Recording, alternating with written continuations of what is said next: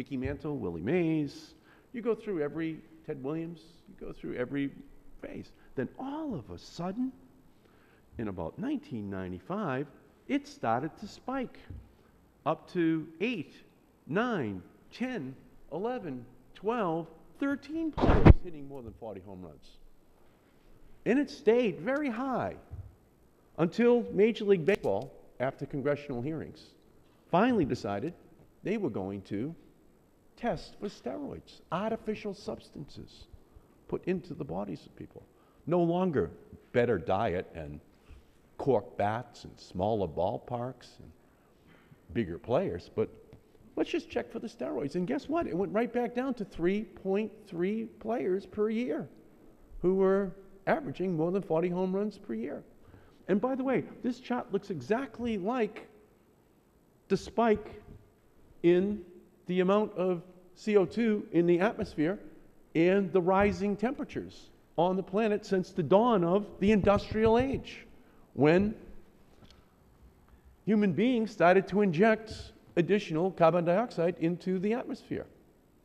And, you know, it will take a number of congressional hearings, ultimately, before we'll finally come to realize that it's not sunspots, it's not these other ingredients that the climate deniers want to attribute this dramatic rise to, in the same way that Major League Baseball did, all the way from the commissioner down to the lowliest ball player who all had a stake in this phony system that was put together. But rather just a reflection of the reality that once we get the artificial additional chemicals out of our system, then the climate will start to calm down, the wildfires will start to calm down, the droughts will start to calm down. But until we get the steroids out of the climate, until we admit that we're playing a role in this, then all of the other issues are just Band-Aids trying to deal with the harm that is being done both to the players, you know, and to the game, the whole planet on an ongoing basis. Mr. Rome, what do you think about this? It's an eerie correlation, is it not? Yeah, and it's moved beyond correlation to causation, and you can move beyond correlation to causation when you have an underlying theory. We know that carbon dioxide from burning fossil fuels traps heat. We know they call them greenhouse gases for a reason. They didn't make up the term greenhouse gases because the gases don't act like a greenhouse. They do. And if there were no greenhouse gases in the atmosphere, the planet would be 60 degrees Fahrenheit colder, and there would be no civilization as we know it.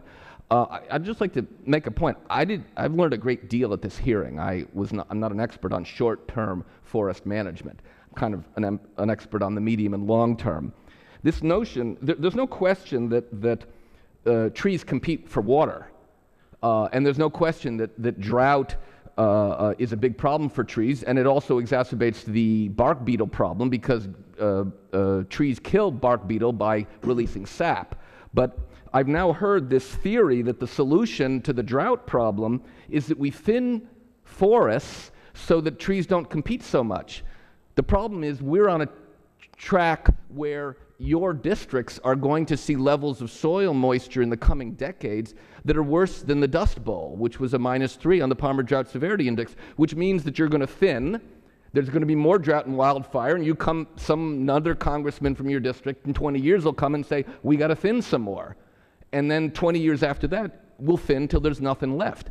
The thinning to deal with drought is not a sustainable solution. It's the end of all trees in all of your districts. And as someone who has skied in your district and lived in your district and hiked in your district, I must say I love your district. Mr. Rome, I thank you. And in the same way we knew that utility infielders and substitute outfielders who went from 13 home runs to 50 home runs, somehow we knew they weren't Mickey Mantle and Willie Mays, and something must be wrong, and that the extra weightlifting that they were doing wasn't making them Mickey Mantle and Willie Mays.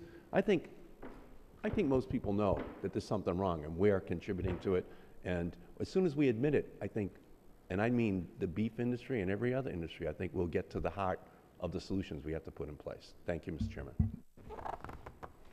Thank you.